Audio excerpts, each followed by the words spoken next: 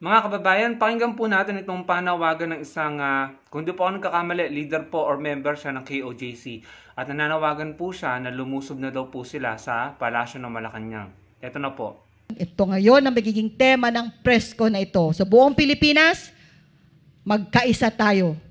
At muli, nananawagan ako, we are withdrawing our support from this regime, this evil, lawless, corrupt regime of Bongbong Marcos. Tonight, the whole of the kingdom of Jesus Christ, I'm already calling lahat ng members, lahat ng supporters, lahat ng full-time miracle workers dito sa Pilipinas, lahat ng kingdom leaders, nakikinig kayo ngayon, maghanda na kayo kasi dire-diretso na to. Tayo na ang pupunta sa Malacanang. Hindi natin sila hihintay na lulusubin tayo. Tayo ang lulusob. Tayo na. Hindi tayo aalis hanggat hindi bababa. Hindi ako nananawagan ng hair follicle drug test. Dahil alam na ng buong Pilipinas, na buong mundo kung anong kang klaseng tao. This time, Malacanang, hintayin nyo kami. Hindi kami maghihintay kay Torre. Kami ang hintayin nyo.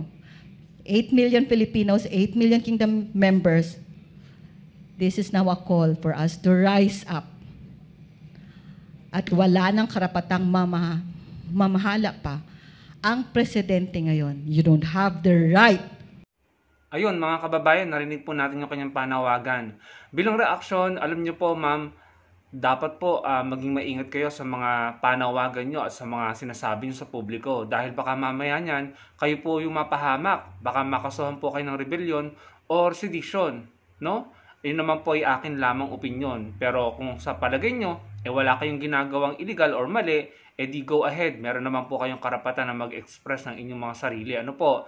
Kung yan pong pinaplano nyo or gagawin nyo, yan pong pinaplano nyo na paglusob dyan sa Malacanang, sa Palasyo ng Malacanang ay makakapagdulot ng pagkasira ng kapayapaan ng bansa natin. Ano po? At magdudulot ng hindi maganda.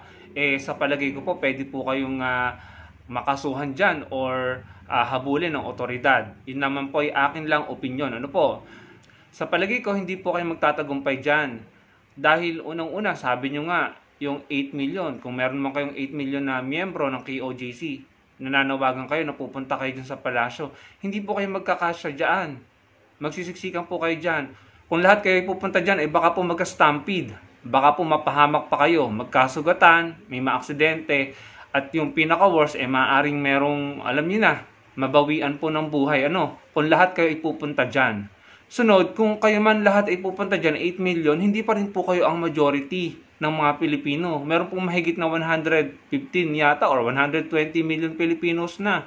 So kung 8 million kayo na magsasama-sama, mas marami pa rin ng mga Pilipino na hindi sasama sa inyo. Kita nyo, ang panawagan nyo sa mga miyembro lang ng KOJC. Hindi kayo makapanawagan sa miyembro ng INC, ng Katoliko, ng iba pang religion sa bansa. Hindi pa ba obvious na kayo-kayo lamang yan? Akalain mo, ito. Ayan, basahin niyo mga kababayan. Sabi dyan sa post ng SMNI, meron pong nagbuwis ng buhay sa kanila. Misyonaryo yata yan, no? Tingnan niyo po yung nangyayari sa inyo. Dahil sa pagprotekta niyo sa inyong pastor na binibigyan ng pagkakataon na depensa ng kanyang sarili sa batas, no? Sa korte. Pero nasaan siya nagtatago? Dahil sa pagprotekta niyo, kayo ang humaharang sa mga polis, nangyayari yan. May nagbubuwis ng buhay. Hindi po ba kayo naaawa sa mga sarili niyo? No? Kung totoo man ito, malungkot na balita ito. At hindi sana ito mangyayari kung kayo po ay hindi humaharang or siguro kung kayo ay nagsasubmit sa otoridad. Iyan naman pang advokasya nyo noong nakaupo si PRRD.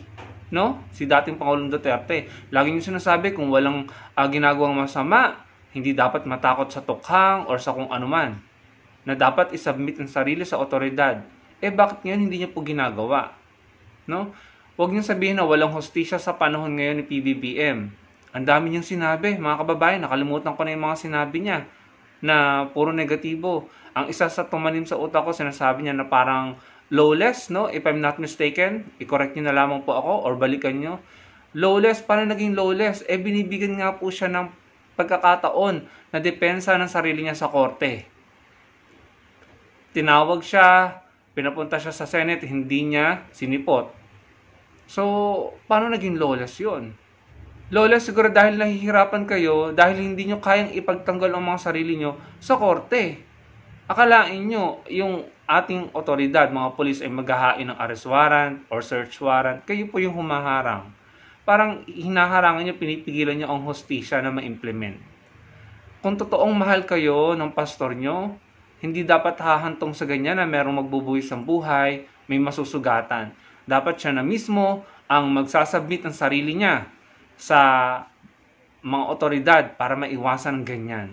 Dahil ano yung dapat niyang ikatakot or ano yung kinakatakot niya? Kung totoong inosente siya, wala siyang dapat ikatakot kahit sa ang korte pa yan, lalabas at lalabas ng totoo na inosente siya, kung totoong inosente siya. On the other hand, kung kabaliktaran,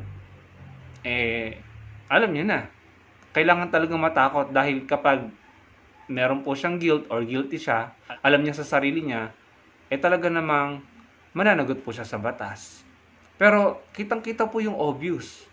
Kitang-kita po natin pare-pareho kung ano yung obvious. Tsaka huwag niyo po sanang gawin na kayo po'y lumusob doon at makalikha ng gulo na merong masugatan or merong magbuwis ng buhay. Kahit po kami na hindi susuporta sa inyo, malulungkot kami dahil mga Pilipino rin kayo. At kami naman ay hindi papayag na may mangyaring hindi maganda sa palasyo or sa first family. No? Panigurado nito, ang mga Pilipino na hindi sumasang-ayon sa inyo, maaaring pumunta rin doon para harangin kayo. At kung itutuloy niyo yan, mga kababayan, kung itutuloy nila ito, siguro, ipakita natin sa kanila na mas marami tayo na hindi sasang-ayon sa kanila. Siguro dapat nating protektahan ang palasyo, ang first family, dahil iyon ay isang uri ng pagprotekta sa kapayapaan or sa ating bansa. So sa akin, sa mga peace-loving Filipinos, wag po tayong pumayag, no, na may mangyaring hindi maganda dahil meron lamang ilang mga grupo ng mga tao na hindi nagugustuhan yung nangyayari sa kanila dahil hindi sila sumusunod sa proseso ng batas. So, kayo mga kababayan, wag po tayong pumayag sa ganito, no? Mapayapa ang bansa natin, tapos magkakaroon na naman ng ganito, masisira na naman po ang ating ekonomiya. Ang pag-usad po natin, baka ma-prevent na naman po, no? So, wag po kayong pumayag. Ako, gusto ko sana na sumama para humarang kung kinakailangan or para tumulong sa inyo para protektahan ang palasyo, ang first family, ang ating gobyerno, ang ating bansa. As much as I want to, pero hindi po ako makakasama dahil meron po akong disability at medical condition. So sana sa mga kaya, no, kung in case na ituloy man nila yung kanilang panawagan or plano, kung kaya nyo po na humarang or pumotekta, no, sa palasyo, sa first family, gawin nyo po. Dahil hindi na po ubra yung mga ganyan ngayon. Maumay na po kayo, mapagod na kayo, no? Daanin nyo sa korte, daanin nyo sa batas kung totoong meron kayong pinaglalaban at kung alam nyo sa sarili nyo, kumpiyansa kayo na kayo ang nasa tama. Ipaglaban nyo, ipagtanggol nyo ang mga sarili nyo sa batas, sa korte, sa mga miyembro ng KOJC. Hindi po kayo ang representative ng majority ng mga Pilipino. Kaya sa tingin ko, hindi kayo magtatagumpay dyan. Kung ipopost nyo yan, baka meron lamang pumasugatan sa hanay nyo at sa hanay ng ating mga otoridad or mangyari yung worst na pare-pareho natin hindi gusto. So, ibahin nyo naman po sana, dalhin nyo na lang sa korte, no?